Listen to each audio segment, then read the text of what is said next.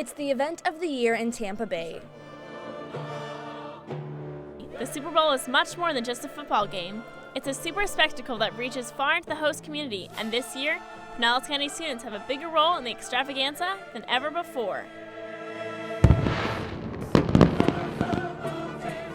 Over the next 40 minutes, our team of student reporters will chronicle the 10 days of Super Bowl. Taking you all over the Tampa Bay area, showing you the many ways Pinellas County students are part of the big game. Talking to celebrities about the role of education in their lives and getting a glimpse into the fun and excitement of Super Bowl XLIII. It's all next in a special edition of PCS Journal, Super Bowl for Students. Super Bowl countdown begins now.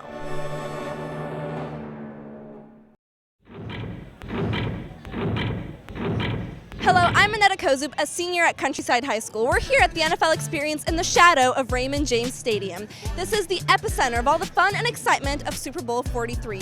We're set to kick off our Super Week with the opening ceremonies of the NFL Experience, and the Countryside High School Marching Band has a huge role in today's activities. Let's check it out. The Countryside High School Marching Band is playing a variety of tunes during the opening ceremonies, which included the unveiling of this year's Vince Lombardi Trophy. The band has been practicing for months, and the students are excited about this opportunity. It's pretty cool because we don't really get to do a lot of stuff after marching season, so to be at something just like this Super Bowl, it's pretty awesome. How are you feeling about this performance? I'm excited, I guess. I'm not too nervous. It's gonna be fun.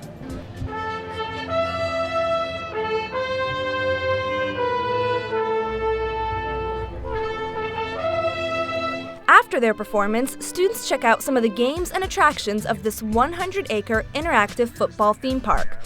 Noah Gold oversees the operation of the NFL Experience and says it doesn't only benefit those attending. Why would you say that it's important to have something like this for the community? Sure. Well, it brings not only a good sense of pride to the community, the NFL is a great organization, it gives back to the community. So having an event like this, it actually allows people, I'm not sure if they're aware, that their ticket goes towards the NFL charities directly in Tampa. So it helps out their own community by coming here. The NFL is committed to making a lasting impression within the community, hosting a Super Bowl that not only happens here at a football fun factory like the NFL Experience, but also at schools throughout the community, such as Campbell Park Elementary in St. Petersburg. The Urban Forestry Project shows kids how to take care of the environment.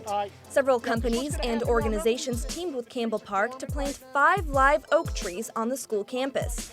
Campbell Park was chosen because of its marine science curriculum, and the day became a big celebration. It's very fitting to have the NFL Urban Project tree planting event happen here at Campbell Park. It means a lot to me because I think it means a lot that they notice us. Meanwhile, thousands of Bay Area students brought in a record-setting amount of books and sports equipment for children in need as part of Super Kids Super Sharing, a part of the NFL's Youth Education Town. The NFL's Jack Groh is especially fond of this project. Super Kids Super Sharing is part of the overall environmental initiative. And now this year we had over 100 schools participate and nearly 50,000 items were donated by children.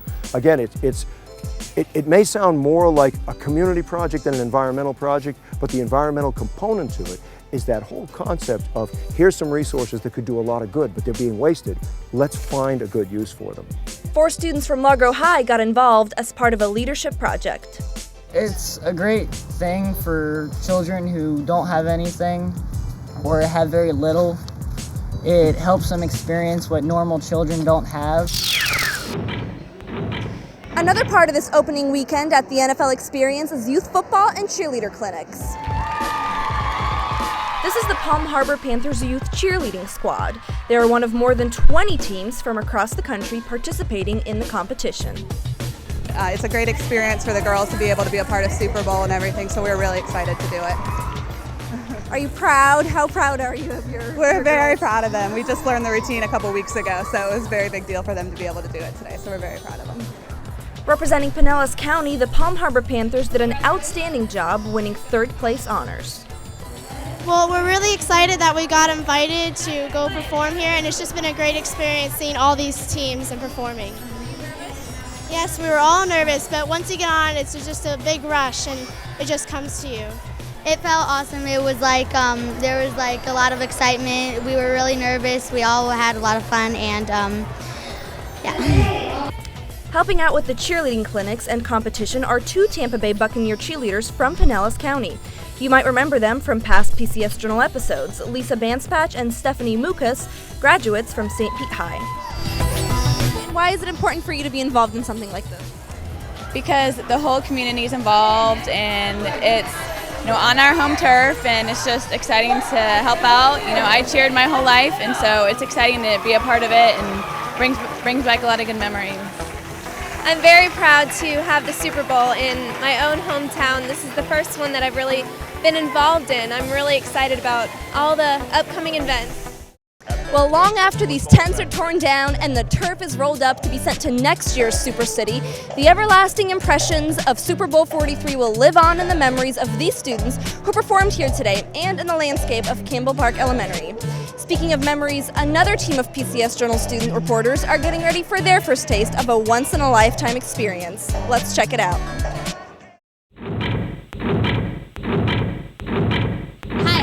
York, a senior at Northeast High. And I'm Amanda Borges, a senior at Tarpon Springs High School. Today we're here at Jefferson High for the first rehearsal for the Super Bowl halftime show.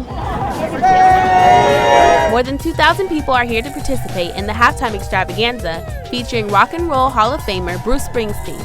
This was a scene earlier this morning as we lined up to enter the stadium. It's like a scene from an American Idol tryout. This is our team of Pinellas County students from Osceola, Dixie Holland, and Boca Ciega. We also found some Pinellas County teachers who are big Springsteen fans. Can you tell us a little bit about how you heard about this and why you wanted to be involved? Well, actually, I heard about it from one of my former homeroom moms who signed us all up to do this together. We got to know each other because I'm a teacher, third grade teacher at Davis Elementary, and it sounded like a lot of fun because we're all huge Bruce Springsteen fans. So tell us about the process you've gone through and how your day's been going so far. It has been a fabulous day so far. Everyone here is so friendly and fun, and the weather could not be more perfect, and we're very excited. Now, they've told us that there are no cameras, cell phones, or any other recording devices allowed during the rehearsals. In fact, we've been required to sign a confidentiality statement that prohibits us from telling anyone about the halftime show, so it's a heavily guarded secret. Sean Kelly is the halftime show coordinator. I can tell you without being silly that you're going to see Bruce Springsteen and the E Street Band. You're going to see a great concert that lasts 12 minutes. To be honest, sometimes in the past they've told us what the show is. Bruce has kept it such a secret this year, we don't even know the show content. Our goal is to have about 2,000 people here to go onto the field.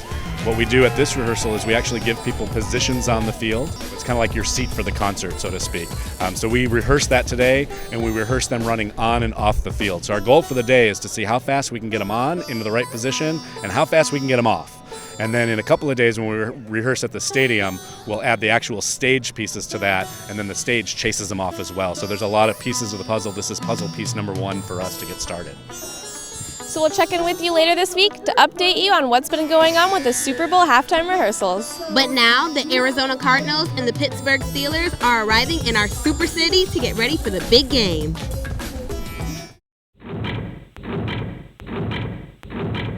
I'm Sarah Myers, a senior at Seminole High. Super Bowl week is here, and a city within a city is springing up around us here at the NFL Media Headquarters. This is the place where the entire world gets their news about what's going on during Super Bowl week. While the dateline will be Tampa Bay, thousands of journalists will be submitting news stories to all 7 continents in over 40 different languages. My first step is to pick up my Super Bowl credentials. Super Bowl security is super tight, so cameras are not allowed in the credential room. But after I'm processed, I emerge with my press pass. It's like getting a gold ticket at an American Idol audition. From there, I meet up with Amanda Holt, Communications Director of the Tampa Bay Super Bowl Task Force, who's going to show me around. Could you tell us some about the different rooms and things that we'll see here? Sure. You're here today at the NFL Media Center, which is really the workroom for any media that are coming. The media attention for Super Bowl is enormous. So they're credentialing approximately 4,500 members of the media this year, including representatives from more than 28 countries, which is the most ever to be attending a Super Bowl. So here at the Media Center, not only do we have a booth, the host committee has a booth here that's staffed by local convention and visitors bureaus executives, but in addition, there's workrooms for the radio. There's like a radio station area where radio stations from all over the country are broadcasting live. NFL Network is set up outside with their set. There's lots of press conference rooms for press conferences that are going on throughout the week. So it's essentially like if you're a member of the media, this is your office for the week. You think you got media broadcasting from all hours of the night. So it's a matter of keeping everything going from 24 hours a day, because really the world's always reporting about Super Bowl, and it covers such a wide range of areas. So they have to make sure that news is flowing constantly. The NFL realizes the global appeal of this game, and they've created a program for kids to encourage cultural awareness. It's called One World, and earlier today I stopped by the Brooks DeBartolo Charter School to check out their cultural awareness celebration. Fifth graders from all over the Tampa Bay area who participated in One World come together for an event called the Super Huddle. It's really trying to teach kids that education has no boundaries, no matter what your background is, coming together and educating each other. And respect is a big word that's used in the program, that you treat people how you want to be treated, and we all believe in respecting adults, so we just want to emphasize those messages to the kids through this program. Among those in the Super Huddle are students from High Point Elementary, whom you may remember were creating art and exchanging letters with other One World students, who they get to meet on this special day. High Point Principal Kevin Gordon and several of his teachers are just as enthusiastic as the kids. They are enjoying the fact that they're not at school today and that they get to meet some NFL players. It was a fun activity. And what do you think these programs are important for elementary school students? Different concepts of community and tolerance of different ethnic groups, variety within their community. The NFL's BJ Waymer fills us in on the impact of the One World initiative. Why do you think this is so important to the kids? Well, I think for many reasons. One is that they get to meet kids from other schools and other counties, and they find out really that all fifth graders are alike. We want them to understand that they are all a part of one big world, but we're really all just alike. Huddle participants go to stations ranging from the messy, to the tasty, to the musical. They meet some NFL stars and, of course, their pen pals.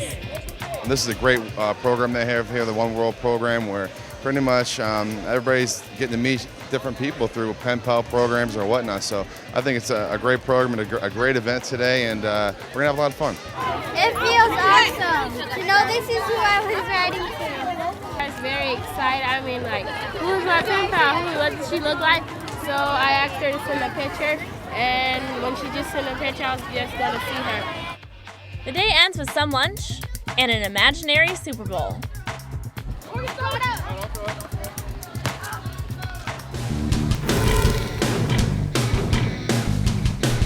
Back at the Media Center, Tampa Bay community leaders are talking to the international media about Super Bowl XLIII.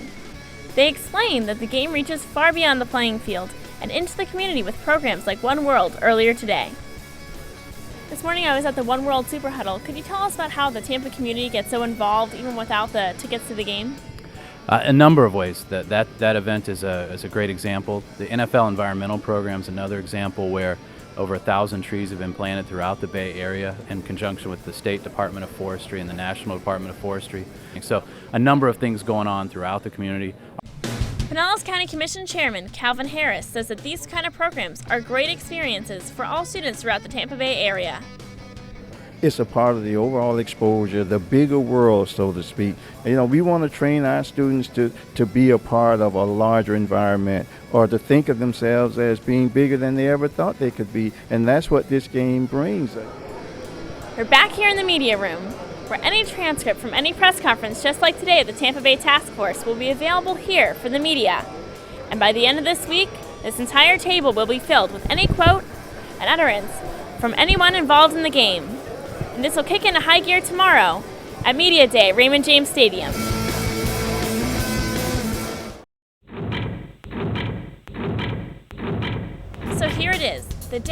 waiting for, Super Bowl Media Day. It's kind of like the airport with bomb-sniffing dogs.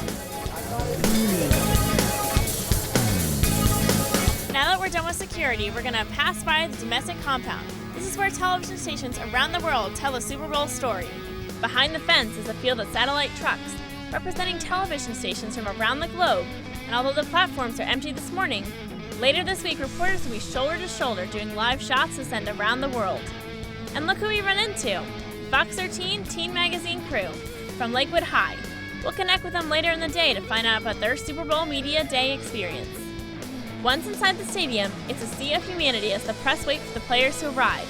But I find a treat, free breakfast.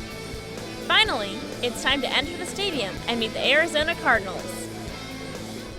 Our first stop is to find number 87, Sean Maury, and he graduated from Brown University with honors, so he knows the importance of education. Just understanding the simple values of just doing your due diligence, understanding to do your job, being consistent. And fortunately for me, initially all I wanted to do was just make a team in the NFL and live my dream. And look who else is a Sean Maury fan. It's ESPN legend Chris Berman, who is also a Brown graduate and a big advocate for education. I went to Brown University. I'm a major in American history. It helped me think about where we are as a country and as a people. So you can always use that. It helps you read and write and express yourself. Another star scholar for the Cardinals is long snapper Nathan Huddle, who earned his undergraduate degree in communications and his master's in business administration. In situations like this, whether it's in communications through media or whether it's working for a company and putting out a message and forming it in a way, I thought that'd be interesting. And I also went on and I have my MBA with a focus in sports marketing. So I believe education is the most important thing you can do. Sports is secondary to making sure that you develop your mind. Also using his communications background here at Media Day is longtime Buccaneer and Super Bowl champion Warren Sapp. Warren is now retired from football and working for the NFL Network. You've excelled in football and on the dance floor. What's your next challenge? This. It's TV land. Let me see if I can earn my badge. Okay. See if I can earn my media stamp. They say media on there somewhere? Okay. The thing that I tell every kid is have a foundation in your schooling, because 6 seconds, you're on the bench, knee tore up. I watched 3 careers in my high school career, so get as much knowledge as you can and meet all these good people, because it ain't what you know all the time. It might be who you know. Then it was time for the Steelers to take the field, and we found out they're not just stars on the gridiron, but also in the classroom. One of those guys is number 21, Muelde Moore, who earned a double major in finance and accounting at Tulane. I just work hard, man. I think that's the one thing. I work hard, whether I'm, academic-wise or work hard, on the field. Nick Eason spent his time chasing the quarterback on the D-line for the Steelers. But while at Clemson, he was chasing credit hours and graduated in 3 years. It was a great experience. I actually became the first football player in Clemson history to graduate in 3 years and have 2 years of eligibility left. But when I asked star quarterback Ben Roethlisberger about his academic achievement, he gives an honest answer. My educational background? Yes. It's kind of hard for someone that hasn't graduated college, but you know what? I've had some great teachers, some great mentors throughout the year. So as Media Day comes to a close, we check back in with the Lakewood High School crew to get their impressions of this big day. It's been really amazing. It's great to meet all these really famous football players. They've been so nice in lending us their time and answering our questions. I feel I've gained a lot of education about journalism and about the experience that a lot of journalists go through every day. Lakewood Principal Dennis Duda was the chaperone for the crew, and he says this is a valuable learning experience. Well, I think it's really important to them because they're getting real-life experience in something that they are going to school to become someday, and that's in the multimedia world. Well, I survived my first Super Bowl Media Day. Well, that was a lot of fun. A lot of Pinellas County kids are over at the NFL Experience. Let's go over and check it out.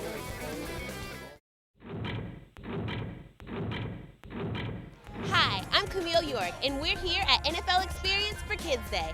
Today, children from all over the Tampa Bay region have been hand-selected for a fun-filled day of football festivities, and that includes a ton of students from Pinellas County schools.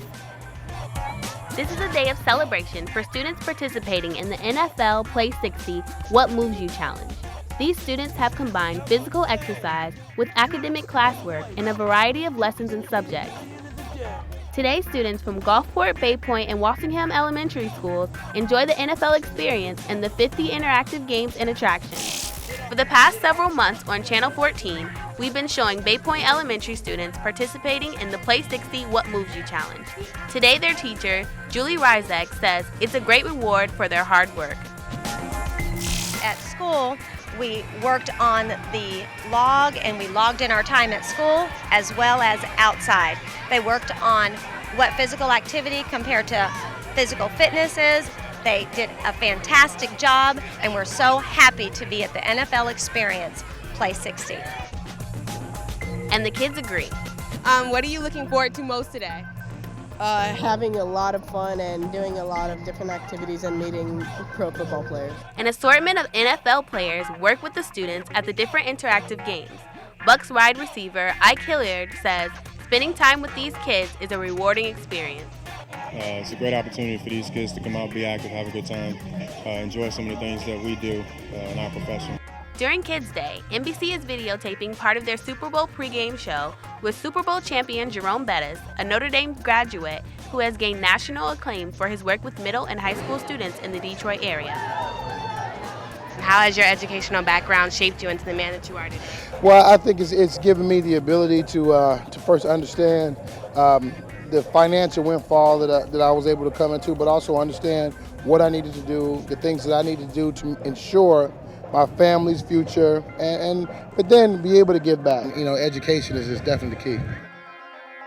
And the NFL Experience isn't the only place that kids get the chance to talk to NFL players.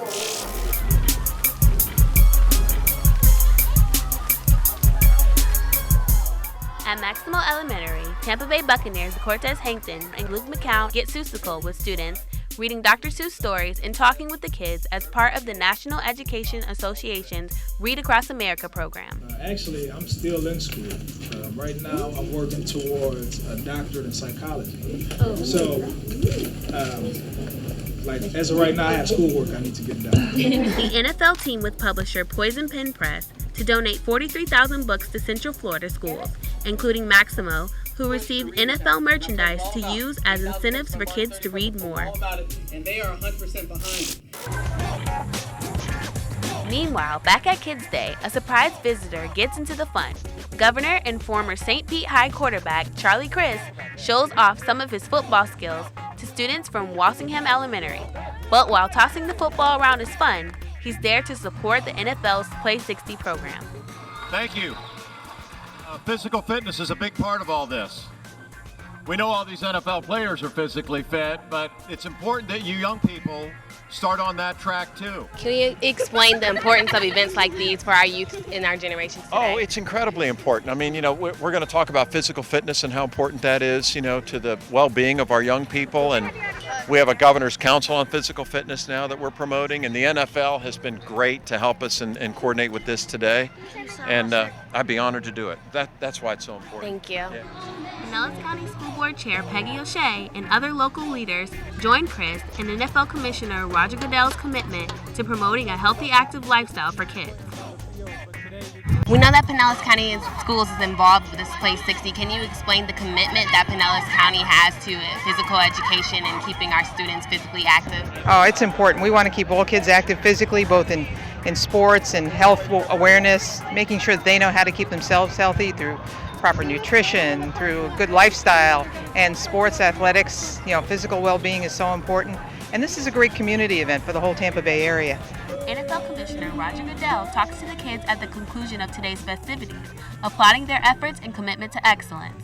Goodell told me that the league's commitment to kids is an important part of the NFL's mission.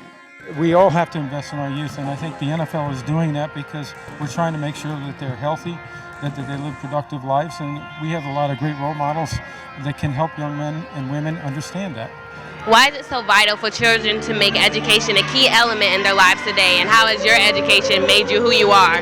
Well, education is important. I mean, that's your future. So I just feel like you have to do the little things in life to be successful in the future. So education is a vital part of that, and to encourage kids to graduate from high school, go to college, just get the most out of life and be a kid while you're a kid. But when it's time to be an adult, then you can be an adult. So as you can see, it was a great day here at the NFL Experience for Kids Day. So now let's get over to Channelside to see how some of the Pinellas teachers involved with Super Learning are celebrating their success.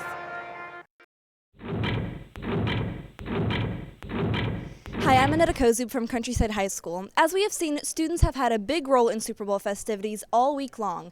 But tonight, the focus turns to the teachers at the Super Learning and a Super City Gala here at the IMAX Theater at Channelside in Tampa. These Pinellas County teachers were invited to this special event because of their participation in the Super Learning and a Super City academic program. Kathy Orapollo created this academic program 9 years ago as a way to bring the excitement of the Super Bowl into the classroom. The idea of it is to provide an opportunity for all kids to be a part of Super Bowl, and it's become the largest youth educational outreach program in the history of the Super Bowl. These kinds of celebrations are a trademark of Super Bowl week, with all the glamour, glitz, and celebrity watching one has come to expect from the big game, and these teachers are excited to be a part of it. And Pinellas County supported it, so I said, well, kids, here's your chance to try out some of the activities on the Super Bowl site, and that's how they did it. Well, I used those that had math standards since I teach math, and my students did some career exploration, and since I incorporate a lot of reading too, they used a lot of that and studied careers. Alexis Birch from Lakewood High composed special lyrics for a song celebrating Super Learning and the Super Bowl. She's the headline performer for this special event. Well, me and my teacher sat down one day and I was looking on his desk and I was like, what is that? And he was like, oh, it's the Super Learning thing. And he's like, we're going to do that and it's going to be for a grade also. And then you're going to write one and then, you get a grade for it also. And so we were writing the song and he was helping me with some stuff. She's a new student actually, so for her to come in her first year here and be a part of this is a great thing. Not too many people get to be a part of the Super Bowl, so it's a great opportunity for her. Very proud for her to be at Lakewood High School that really cares about her teacher, R.J. McLean, and her godparents, Reverend Ward, and his wife. What you guys do is so important. And this star-studded event brings out celebrities dedicated to education, and that includes Super Bowl champion and former Buccaneer John Lynch, who still is dedicated to recognizing local scholar athletes through the John Lynch Foundation. Well, because I think educators, as I just mentioned, I think they touch the lives of kids every single day. And I don't think you can give them enough encouragement and inspiration. That's what they do to young kids. I think of all the teachers and coaches that played such a vital part in my life and my success, and that of my family, my wife, and we've got 4 kids now that are with teachers every day, and they do great things, and it's fun to be amongst them. So as the evening rolls on over here at the IMAX Theater at Channelside, our halftime crew has been braving the weather all day long during their final rehearsal before their big moment during the halftime show of Super Bowl XLIII. Hi, I'm Amanda Borges. And I'm Camille York. We're just over 78 hours to kick off here at the Raymond James Stadium for our last halftime show rehearsal before Super Bowl Sunday. We're not really sure what the weather has in store for us today, but we're scheduled to be here all afternoon and into tonight, practicing every element of our part of the halftime show. Getting into the stadium, running onto the field, taking our positions, and running back off so the players can get back on and start the second half. We expect a long day out here, but it will most definitely be worth it. Until then, everything else is on lockdown, and it's definitely top secret, so we won't see you again until Super Bowl Sunday. Meanwhile, at the NFL Media Center, the star of our halftime show, none other than the boss himself, Bruce Springsteen, is meeting with the press. Hi, I'm Sarah Myers at the Super Bowl Media Center. This is the first time ever the boss has performed at a Super Bowl halftime show, and the first time in over 20 years that he has had a press conference. More than 600 journalists crammed into the West Ballroom for this historic occasion, with the media from all over the world covering the biggest press conference of the Super Bowl week. Springsteen only answers a half a dozen questions from the horde of reporters. He tells the New York Times about playing at the inauguration. It was a good warm-up for this, I mean, we'll have a lot of crazy football fans, but you won't have Lincoln staring over your shoulder. I asked Bruce Springsteen about how he has been able to span the generations. morning. I'm Sarah Myers from Pinellas County Schools Channel. Hello. Can you talk about your cross-generational appeal? I know you have a lot of a big fan base from baby boomers like my parents, but also high school students. High school students like myself That would and be my me. Go ahead. and my friends are really excited to be a part of your halftime show. Can you talk about how you've been able to keep this appeal going throughout the generations? Just by sticking around long enough. I mean, you know, if you don't die, people get a chance to see you. It's like a long So while the boss time. garners the most attention around the media center today, celebrities are everywhere. Like Miss America, Katie Stam, who talks to me about the importance of education in her life. Well, education is number one, and as many people know, the Miss America organization is a scholarship program, actually the largest provider of scholarships in the nation, making available more than $45 million every single year. So education is definitely a top priority. I'm finishing up school right now. I've got one semester left at the University of Indianapolis, back home in Indiana, and studying communication, hopefully to do what you're hoping to do with broadcasting. And this is American Idol top 10 finisher Michael Johns. Of course, I mean, I was very lucky. Australia's got a whole different education system than America. So, you know, I finished high school and everything, came over here to college, went for a year, and then, you know, I was just one of those lucky people that had music and had a talent. Radio Row is where you find most of the sports celebrities. Here's last year's MVP, Eli Manning, finishing up a TV interview on the NFL Network. In Lakeland's Ray Lewis, the MVP of Super Bowl XLIII. The last time the game was here. This place is a circus compared to Monday. But here on Radio Row is not the only place where you can find celebrities around town.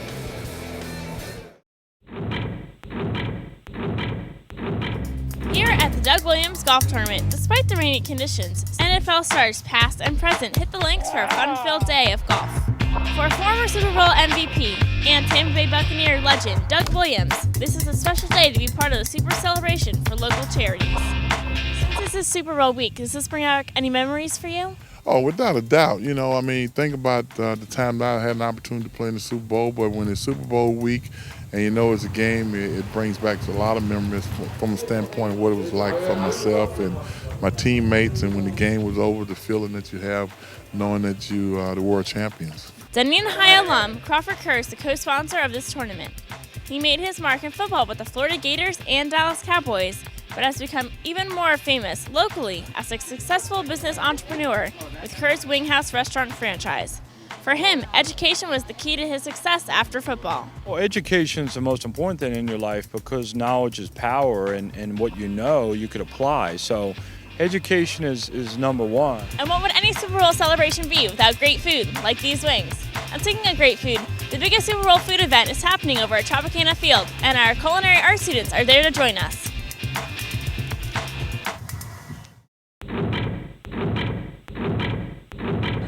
Today, we're at Tropicana Field for the 18th annual Taste of the NFL, the premier food event during Super Bowl week. 32 NFL teams are represented by top chefs and a player from that team, who come together to make great food for an even better cause, fighting hunger. Every NFL team has a restaurant that represents them, and they're here at the Taste of the NFL, along with 8 other restaurants from the Tampa area. So what we've got is 40 restaurants. Each restaurant is required to provide approximately 1,200 portions of the food that they're going to give away. The local food bank is going to send a refrigerated truck over to us, and we're going to take all the food that's been properly cooled, and that will be distributed next week to the people throughout Pinellas County and the Tampa Bay area. We're in the food prep area getting ready for tonight's big event. And for students from Dixie Hollins High School, they're in for an education of a lifetime. They're working with Chef Rathburn from Atlanta, who's trying to inspire these young chefs. Who are you working with today? I got my team here. I got Leslie and I got Cliff Bramble here. And I also have the students from the culinary school, and I don't know how many there are, but there's like in abundance. So right now we're making lamb sliders, and we're making like 1,500 of them. When you get outside tonight, you got to come out and taste the lamb. And the students are learning a lot from the experience. So are you excited to be here today? Yeah, I am. Very excited. You sound like it. Be quiet. New experiences. Is this something you might want to do one day? Yeah, it is. I want to someday have my own restaurant. I brought them here today for a valuable education, working with all these different chefs. They get to see all different types of food from all around the country, and plus they get to see what it's like in such a high-paced, fast environment. It's 6 o'clock and it's showtime, so let's go see what all that hard work in the kitchen had to show. Welcome to Taste of the NFL.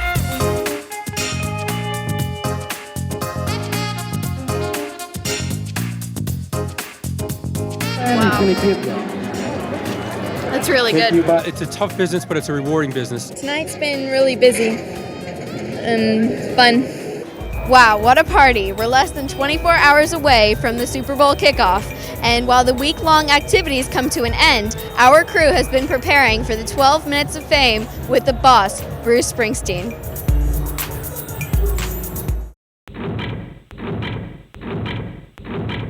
Well, here it is, finally, Super Bowl Sunday. We've had an interesting journey. Thursday night was our final dress rehearsal for the game, and we got pretty wet. It rained, the boss played, and it rained some more. So I guess they felt pretty sorry for us because we got to go home a little early. But today, the sun is shining, and we're all excited, and so are some of our teammates. How excited are you guys to be here today? So excited. Really excited. Because it's about time we actually got on stadium, and it was really busy. And I'm very tired. We get to see Bruce Springsteen. Well, as you can see, everybody's pumped up and ready to go. Behind us are the buses we're taking to the stadium, so now we're just waiting to board. Be sure to look for us on the field with our matching Springsteen t-shirts, and we'll see you after the show.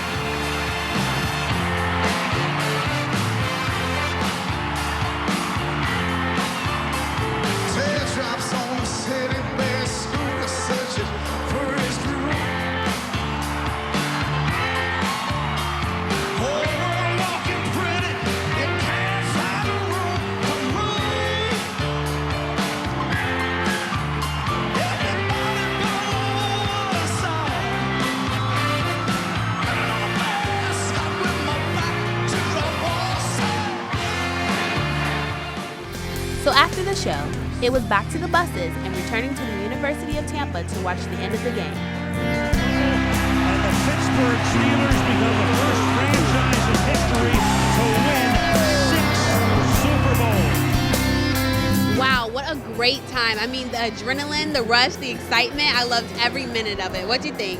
It was definitely a memory that will last a lifetime. It was way more than I ever expected it to be. I know, could you believe we were that close to Bruce Springsteen? I mean, I am an official Springsteen fan. I'd have to say the same, definitely.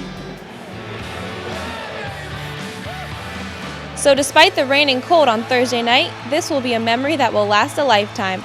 And definitely my best Super Bowl memory ever.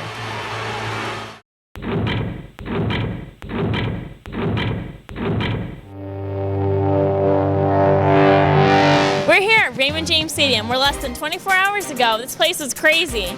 Now it's raining, but thank goodness it wasn't happening yesterday. Amanda and Camille, can you tell us your favorite experience from this week?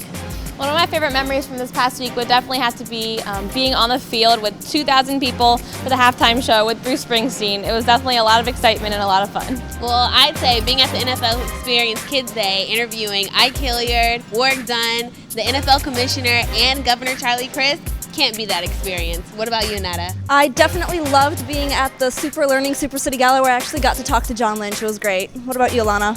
Well, I'd have to say the taste of the NFL because I love cooking and we got to be right in the kitchen with the chefs. How about you, Sarah? Well, I got to attend Media Day where I got to interview Ben Roethlisberger, and I got to go to a press conference where I interviewed Bruce Springsteen. We all have a lot of memories from the past 10 days that will definitely last a lifetime. An unforgettable experience, that's for sure. Now let's go on the field and play with some confetti.